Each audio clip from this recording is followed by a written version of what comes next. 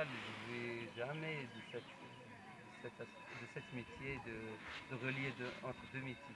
Oui, parce que ici où on se trouve, c'est un chalet d'alpage, c'est à petite échelle. Norbert, le tenancier, il est berger, mais il fait aussi de l'accueil touristique. Je le vois, l'exemple vif, c'est Monsieur Norbert qui pratique deux métiers simultanément. Et donc, c'est une chose qui en profite à nous-mêmes. Par exemple, on peut faire la même exemple là-bas au Maroc, si on peut. Vous pensez, vous, ça vous donne envie de faire pareil? Vous pensez que c'est possible? Pourquoi pas, il y a d'opportunités de le faire, pourquoi pas le faisons? Parce qu'il y a du tourisme aussi au Maroc. Vous pensez que ça serait possible de faire la même chose ou c'est trop compliqué? Ça dépend les circonstances qui viennent, notre nature où on vivons. Beaucoup d'obstacles, beaucoup de choses qui viennent, la sécheresse, il y a le changement du climat, quelquefois il y a beaucoup de vent. Je ne sais pas si ça va un succès ou non. Ah, oui, parce que c'est pas sûr que les gens veulent venir voir ça, c'est ça? Je ne sais pas. Reste chose de l'anticipation, pas de choses vraies et de la vérité.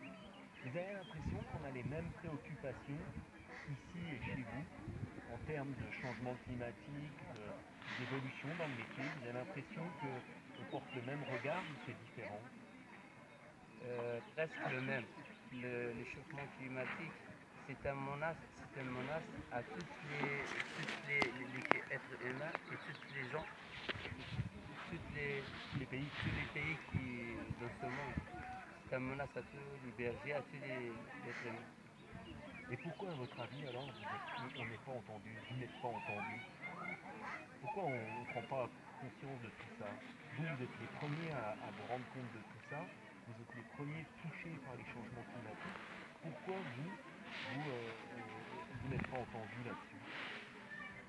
C'est un problème mondial et donc il existe des pays plus lourds qui a la main de cet échauffement climatique. Il y a des pays industriels et des pays qui produisent des matières qui sont toxiques et qui font élargir l'ozone, le trou de la zone. Donc nous sommes des victimes. Oui, c'est ça. Hein. Oui. Mais victimes de tout ça, en fait. Vous dites que nous sommes des victimes en tant que bergers?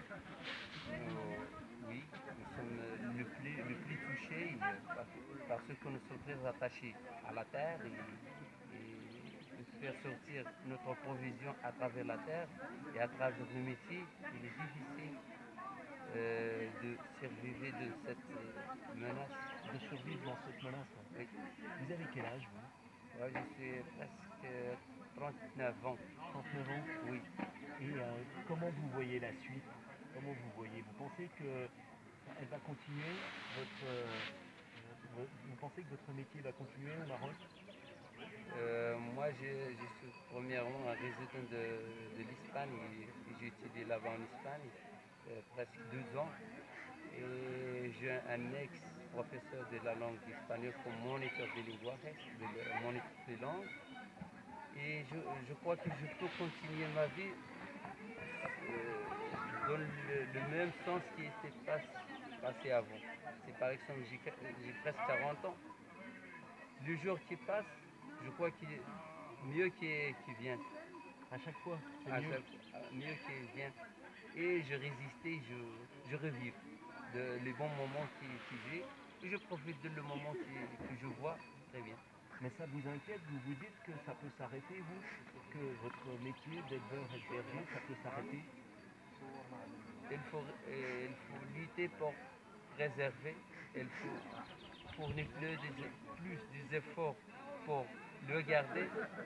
Et je crois que dans le long terme, ce n'est pas des choses qui sont positives pour ce métier. Mais en espérant, souhaitant que venait des générations qui peuvent travailler de ce thème et renouveler les idées. Parce que vos parents étaient bergers? Mon père, c'est un grand éleveur et il est hérité de son grand-père, de mon grand-père. Il a des troupeaux, il travaille plus profond parce que nous étudions et préserver notre héritage de ce métier d'éleveur. Et je crois que c'est suffisant pour moi pour garder ce métier. Et est-ce que les troupeaux ont grandi de génération en génération? Est-ce qu'aujourd'hui, pour vous en sortir, vous devez augmenter la taille de vos troupeaux au Maroc? C'est un enjeu qu'il y a au Maroc. Quelquefois, si vous n'avez pas un troupeau suffisant de nombre, tu ne peux préserver et garder. Et parce que là-bas, il y a plus de dépenses. Donc, si vous n'avez pas plus de nombre de têtes, tu peux lâcher et chuter. Et tu peux revenir l'un des plus menacés par exemple, de la pauvreté. Il faut chaque fois augmenter vis-à-vis le pâturage ou le parcours qu'il a. Et donc, vous, par rapport à vos parents et vos grands-parents, vous avez plus de moutons, vous avez plus de brebis? Oui, nous avons des brebis. Et avant, il y en avait combien? Ça a augmenté de combien? D'après mon grand-père, il avait plus et mon père l'a gardé. Il a un petit peu évolué et fait une évolution de nombre. Et après maintenant, quelquefois tu diminues, quelquefois tu augmentes. Ça dépend les années de sécheresse. D'accord. Mais vous, il y a toujours eu des milliers de bêtes. Vos grands-parents aussi avaient des milliers de bêtes. Oui, nous avons des milliers de bêtes. D'accord. Ça a toujours été comme ça. Quelquefois, c'est diminué d'une façon ou d'autre, mais pas beaucoup. Si par exemple vous avez 2000, peut être durant 2 ans de sécheresse, tu peux diminuer jusqu'à 1000, 1500, 1700. Et après, quand les années qui sont un peu riches, tu peux devenir à 2000, à 2100, ça dépend. Et à cause de notre système, notre organisme, par exemple l'Association nationale du vache caprin, il faut améliorer le système génétique et l'a subventionner. Dans ce système, il est plus aidant pour garder notre mouton.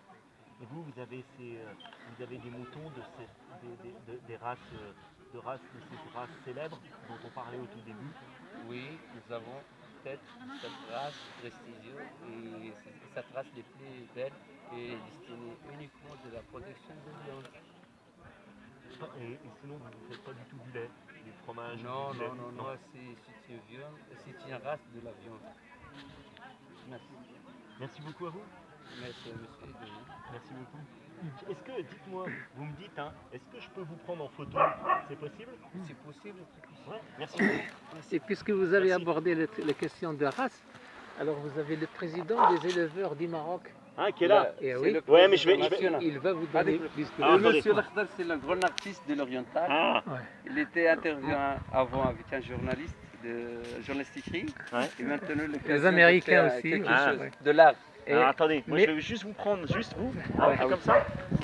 moi, je vous parlerai des phénomènes climatiques là, de la sécheresse sur les... Ah bah ouais, attendez, alors, je vais poser ça.